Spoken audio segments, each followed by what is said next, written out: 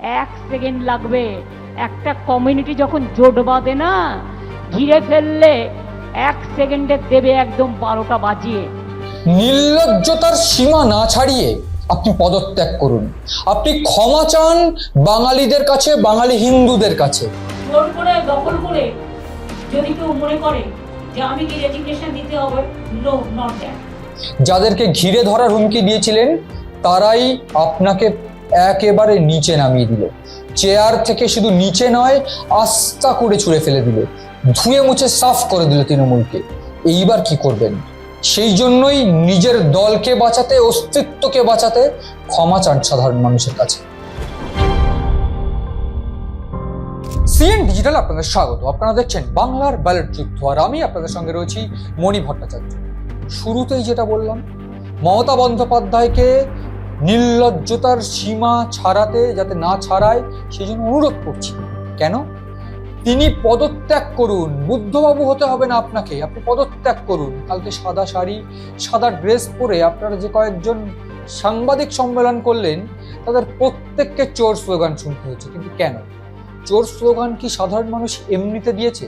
আপনাদের মনে হয় যে যারা আপনাদের চোর স্লোগান দিয়েছে তারা শুধুমাত্র আপনাদের বিরোধী বিজেপি দল করে?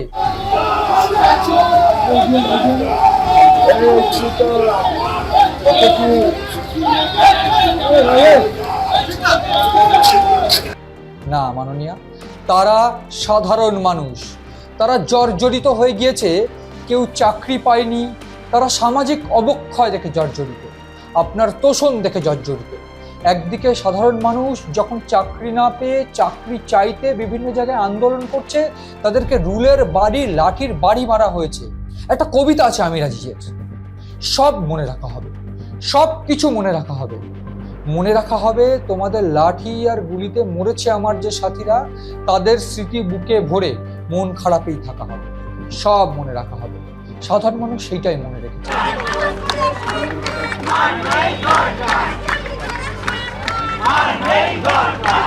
লাঠির বাড়ি এবং আপনাদের ক্যাডার পুলিশ বাহিনীকে দিয়ে যারা চাকরি চাইতে গেছিল তাদেরকে মারধর করা হয়েছে, চাকরিহারাদের মেরে ফাটিয়ে দেওয়া হয়েছে। এই চিত্র বাংলা ভোলেনি। এই চিত্র যেমন বাংলা ভোলেনি, ঠিক সেই রকমই আপনার বলা হুঁশিয়ারি যে একটা কমিউনিটি যদি 1 মিনিটের জন্য ঘিরে ধরে তাহলে কি হবে আপনাদের। আমরা আছি বলে না আপনারা সবাই ভালো আছেন। আর যদি আমরা না থাকি, কোনোদিন সেরকম আসে, 1 সেকেন্ড লাগবে। একটা কমিউনিটি যখন জোট বাঁধে না, ঘিরে ফেললে 1 সেকেন্ডে দেবে একদম 12টা বাজিয়ে। এই কমিউনিটিটা কারা নিশ্চয়ই বুঝতে পেরেছে গোটা বাংলা। সেই জন্যই আজকে সেই কমিউনিটির দ্বারাই আপনারা বহিষ্কৃত, আপনি বহিষ্কৃত। ভাবতে অবাক লাগছে না? আপনি মন বুঝতে পারেননি। সাধারণ মানুষ, সাধারণ বাঙালি তাদের মন বুঝতে পারেননি। এই মুহূর্তে দাঁড়িয়ে আপনি নিজের হারটাও মানতে পারছেন না। আপনি গতকালও বলছেন যে পদত্যাগ করব না। পদত্যাগ কেন করব? আমরা তো হারিনি। জোর করে দখল করে যদি কেউ মনে করে যে আমি কি রেজিগনেশন দিতে হবে, নো, নট দ্যাট। আসলে আপনারা হারেননি ঠিকই, কিন্তু বিজেপি 207টা আসন পেয়েছে। জয়লাভ হয়েছে হিন্দুত্বের। যে কমিউনিটিকে দিয়ে আপনারা এই হিন্দুদের বা যাদেরকে ঘিরে ধরার কথা বলেছিলেন, তারা কি চেয়েছিল যে হিন্দুদের তারা কখনো ঘিরে ধরবে? তারা হয়তো চায়নি।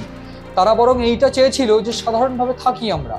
কিন্তু আপনি ভোটের লোভে, ভোট বাক্সের লোভে তাদের দিয়ে এইটা করাতে বাধ্য করেছেন। শুধুমাত্র প্রলোভনে পড়ে, ভোট বাক্সের প্রলোভনে এটা করাতে বাধ্য করেছেন।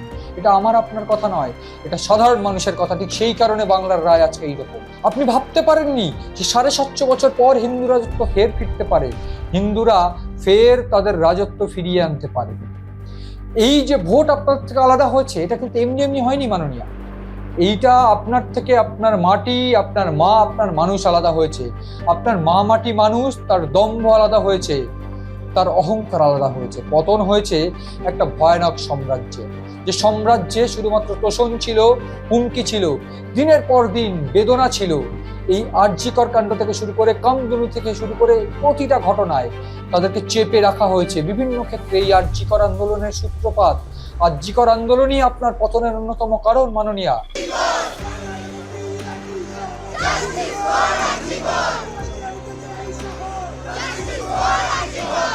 আপনি সাধারণ মানুষের মন বুঝতে পারেননি, শুধু ভেবে গেছেন ক্ষমতা কিভাবে থাকা যায়। এই ক্ষমতায় থাকতে গিয়ে আপনি অন্ধ হয়ে যাদের উপর অত্যাচার চালিয়েছেন সাধারণ মানুষের উপর, সাধারণ হিন্দুদের উপর, তারাই আজ ঘুরে দাঁড়িয়েছে। তারা আজ একজোট হয়েছে, যেটা বারবার করে শুভেন্দু অধিকারী বাংলার নতুন রূপকার বলেছিলেন যে হিন্দুদের একজোট হতে হবে, সেই বার্তা বারবার দিয়েছিলেন। ঠিক সেইভাবেই ভবানীপুরে হেরেছেন, সেইভাবেই একেবারে নন্দীগ্রামে হেরেছেন এবং গোটা বাংলায় একেবারে পতন হয়েছে, আস্থা করে ছুড়ে ফেলে দিয়েছে। ঠিক সে কারণেই হয়তো এখন আপনার দলের বিধায়করা আপনাদের বিরুদ্ধে অভিযোগ করছে। কেউ অভিযোগ করছে মমতা বন্দ্যোপাধ্যায়ের জন্য দলটার এই অবস্থা, কেউ অভিযোগ করছে অভিষেক বন্দ্যোপাধ্যায়ের জন্য দলটার এই অবস্থা। ধত্ত অহংকারের পতন হয়েছে। অভিষেক ব্যানার্জি নেতৃত্ব বাংলার মানুষ মেনে নিতে পারেনি। এমএলএ মন্ত্রীদের চাকর মনে করতেন, ও রাজা আর আমরা চাকর। কামাকি স্ট্রিটে দেখা করতে গিয়েছি, 2 ঘন্টা বসেছি, ওর কর্মচারীর সঙ্গে দেখা করার জন্য। ওর সঙ্গে চাঁদের সঙ্গে দেখা হবে, অভিষেকের সঙ্গে দেখা হবে না। এই অভিষেক ব্যানার্জির জন্যই তৃণমূল দলটা ধূলিসাৎ হলো। আসলে আপনাদের সবার জন্য দলটার এই অবস্থা। একেবারে সত্যি কথা যে আপনারা সাধারণ মানুষকে ঘৃণা করতেন, চরম তাদেরকে মানতেন না। এই মুহূর্তে জনাদেশও মানছেন না আপনারা। আপনাদের উচিত বা আপনার উচিত এই মুহূর্তে পদত্যাগ করা, পদত্যাগ করে সাধারণ মানুষের কাছে এসে, নবান্নের বাইরে এসে নতমস্তকে ক্ষমা চাওয়া। শুধু এই ক্ষমা চাওয়া নয়, ক্ষমা চাওয়ান বাঙালিদের কাছে, হিন্দুদের কাছে। দুর্নীতি নয়, শুধু একাধিক দুর্নীতি থেকে শুরু করে চুরি, কয়লা, গরু, বালি, শিক্ষা, সব দিকে ভরপুর হয়ে গেছিল। আপনার একেবারে পাপের যে গণ্ডি, সেটা আপনার দল পূর্ণ করে ফেলেছিল। এই কাটমানি থেকে শুরু করে প্রত্যেকটা জিনিস, তোষণ, অন্যায়, অত্যাচার ভরে গেছিল বাংলায়। এইবার ঠিক তার প্রতিফলন হলো ভোট বাক্সে। সাধারণ মানুষ ভোট দিয়েছে, যেটা তিনি নিতে দেননি। মা মাটি মানুষ আলাদা হয়েছে বলছিলাম না, এই মা মাটি মানুষ আলাদা হয়েছে শুধু নয়, আপনাদের থেকে আপনাদের মা মাটি মানুষ, আপনাদের ভোট, আপনাদের যারা সাধারণ মানুষ ছিল, যারা ভোট দিতে যেতে পারতো না, তারা সবাই আলাদা হয়ে গেছে। চাকরিহারা, দুর্নীতিগ্রস্ত সবাই আলাদা হয়ে গেছে। আপনারা সাধারণ মানুষের মন বুঝতে পারেননি, একেবারে পরাজয় হয়েছে। এইবার সাধারণ মানুষের কাছে, হিন্দুদের কাছে দুর্নীতিগ্রস্ত যারা ছিল তাদেরকে সরিয়ে দিয়ে, যারা দুর্নীতি একেবারে শিকার হয়েছে, যারা অন্যায়ের শিকার হয়েছে, অত্যাচারের শিকার হয়েছে, তাদের কাছে ক্ষমা চাইতে না পারলে অস্তিত্ব হারাবেন। এটা আমি বলছি না, সাধারণ মানুষ বলছে। এই কথাটা খোলা চিঠি হিসাবে ধরে নিতে পারেন, কিন্তু এই কথাটা বলছে সাধারণ মানুষ। এই কথাটা এতদিন ধরে বলে আসছিলেন শুভেন্দু অধিকারী। আপনার এই দুর্নীতির ঘোড়া পূর্ণ হয়ে গিয়েছে, এইবার অস্তিত্ব বিলোপের পালা। যেটা শুভেন্দু অধিকারী বারবার করে বলে এসেছে, চরম দুর্নীতি, একেবারে পরিবারতান্ত্রিক দল, পরিবারতান্ত্রিক সরকার চালাচ্ছিলেন। এইবার সেটা পতন হয়েছে। সাধারণ মানুষের কাছে ক্ষমা চান, অন্তত দলীয় কর্মীদের কাছে। 2021-এর যে ভিডিও এখন অব্দি ঘুরে বেড়াচ্ছে বিভিন্ন হোয়াটসঅ্যাপে, এইটা একটা উস্কানি হতে পারে। 2021-এ জেতার পর যে চরম ভাঙচুর, চরম ভ্যান্ডালিজম আপনারা করেছিলেন, এইবার যদি বিজেপি পাল্টা সেটা করে, যদিও বিজেপি সেটা করেনি, সেটা তরুণজ্যোতি তিওয়ারি থেকে শুরু করে একেবারে জগন্নাথ চট্টোপাধ্যায় থেকে শুরু করে প্রত্যেকটা মানুষ যাতে কোনোভাবে কারোর আঘাত না লাগে, কোনো হিন্দু মুসলিম যাতে কোনোভাবে কেউ আহত না হয়, যে দলই করুক। এমনকি নরেন্দ্র মোদীও সেই বার্তা দিয়েছেন। आज जब भाजपा जीती है तो बदला नहीं, बदलाव की बात होनी चाहिए। বার্তা দিচ্ছে শ্রমিক ভট্টাচার্য। বিজেপি অন্তত সেটা করেনি, কিন্তু বিজেপি যদি এটা করতো তাহলে এর পরিণাম আরও খারাপ হতো। যেটা বারবার করে আমি বলছিলাম, সর্বশেষ বার্তা মমতা বন্দ্যোপাধ্যায়ের উদ্দেশ্যে, ক্ষমা চান। নবান্নে গিয়ে পদত্যাগ করুন, নতমস্তকে এসে ক্ষমা চান, এবং তারপর আপনারা বাঙালি হিন্দুদের মন বোঝার চেষ্টা করুন। নজর রাখুন সিএন ডিজিটালে।